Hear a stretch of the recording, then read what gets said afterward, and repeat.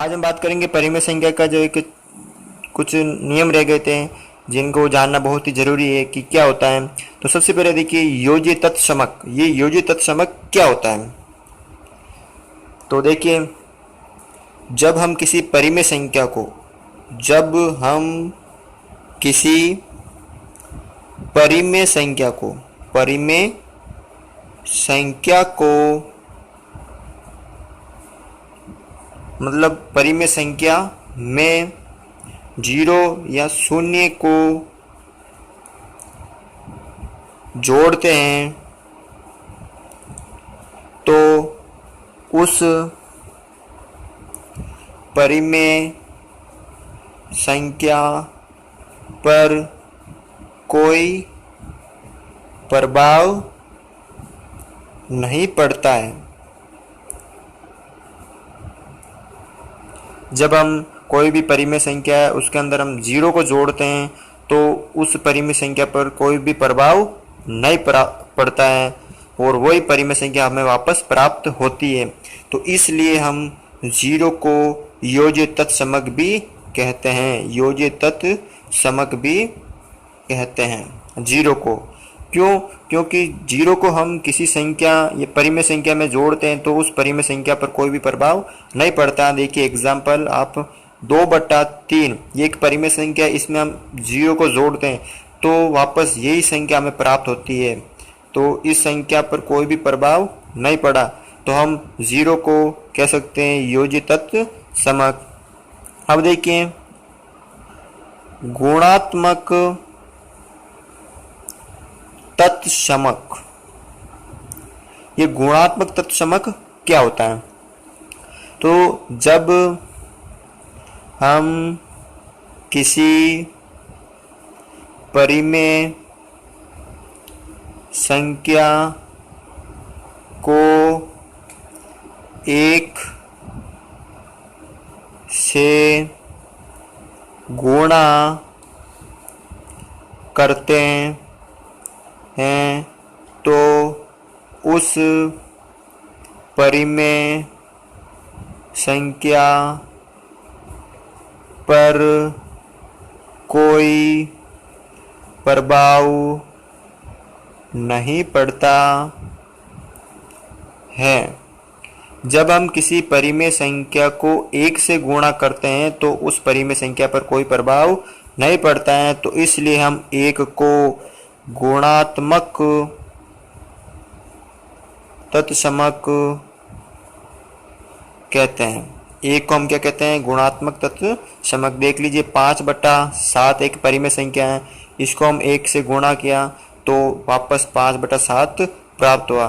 तो इस कहने का मतलब है एक को हम गुणात्मक तत्समक कहते हैं। क्यों कहते हैं तत्समक? और जीरो को हम योज्य तत्समक कहते हैं। अब देखिए ये है योज्य प्रतिलोम क्या होता है। तो हम एक दो क्वेश्चन दे रखे हैं, इसके अनुसार इसको हम समझेंगे कि मैं इस दो में क्या जोड़ूं जिसका मान जीरो आ जाए। तो मैं दो में से दो जोड़ ही नहीं सकता क्योंकि दो में दो जोड़ूंगा तो 4 हो जाएंगे, दो में एक जोड़ूंगा तो 3 हो जाएंगे, दो में जीरो जोड़ूंगा तो 2 हो जाएंगे। दो में मैं कौन सी संख्या जोड़ूं तो वो उसका मान जीरो आ जाए। तो ये दो किसकी है? प्लस की संख्या है। तो अब हम जोड़ेंगे इसके अंदर दो माइनस की संख्या। दो माइनस की संख्या तो दो ये प्लस से अंदर, ये पार प्लस से अंदर वाला माइनस है तो चेंज नहीं होगा। तो 2 - 2 बराबर 0, यानी ये 0 और ये 0 तो ये बराबर हो गया। तो इसका ये जो प्रतिलोम क्या हुआ? 2 का -2। इसमें देखिए इसमें भी हम ये माइनस का है तो हम किसे जोड़ेंगे? इसमें प्लस का, यानी -5/7 प्लस 5/7 बराबर 0 और ये 0 बराबर 0। तो कहने का मतलब है जो संख्या दे रखी है उसका वो धनात्मक है तो वो उसका ऋणात्मक संख्या होगी। योज्य प्रतिलोम उसका ऋणात्मक मान होगा। अगर वो माइनस की है तो प्लस की और प्लस की है तो माइनस की। तो हम कह सकते हैं कि जब दो संख्याओं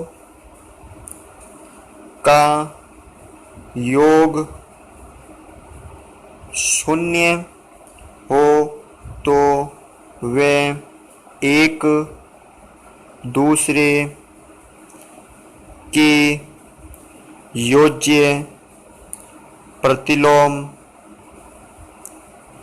होती है। आपको एग्जाम में पूछ सकते हैं कि 2/5 की योज्य प्रतिलोम संख्या कौन सी है, तो इसका हमें सिर्फ चिन्ह चेंज करना है, ये प्लस की तो इसकी माइनस की, यानी माइनस की 2/5।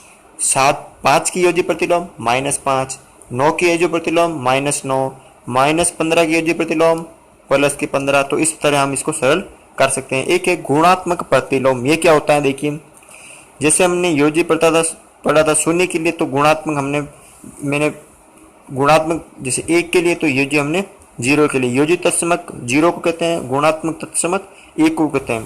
तो योज्य में 1 और अब गुणात्मक क्या होगा 1, यानी देखिए क्वेश्चन इसमें भी 5 × 1। अब इसमें मैं 5 को किससे गुणा करूं कि उसका मान 1 आ जाए, क्योंकि 5 को 1 से कर नहीं सकते हैं, 2 से कर नहीं सकते हैं, तो इसका उल्टा, इसका व्युत्क्रम से गुणा करते हैं। इनका मतलब इस संख्या को किससे गुणा करो कि इसका मान 1 आ जाए, तो इस संख्या के व्युत्क्रम से गुणा करते हैं। ये प्लस की है तो इसके व्युत्क्रम से गुणा करते हैं, यानी ये 5 है तो इसके उल्टा, यानी 5/1 है तो इसके उल्टा यानी 1/5 से गुणा करते हैं, तो वो उसका मान 1 आ जाएगा। हम कह सकते हैं कि जब दो संख्याओं का गुणनफल 1 हो तो वे दोनों संख्याएं एक दूसरे की गुणात्मक प्रतिलोम होती है। तो अब देखिए एक क्वेश्चन है आपके सामने, -7, इसकी जो गुणात्मक प्रतिलोम संख्या वो कौन सी है, यानी इस संख्या में किस संख्या से गुणा करूं कि उसका मान 1 आ जाए, तो इसका उल्टा, यानी माइनस की है तो इसका हरण मान लिया मैंने 1, इसका उल्टा क्या हो जाएगा 1/-7, तो उसका मान हो जाएगा 1।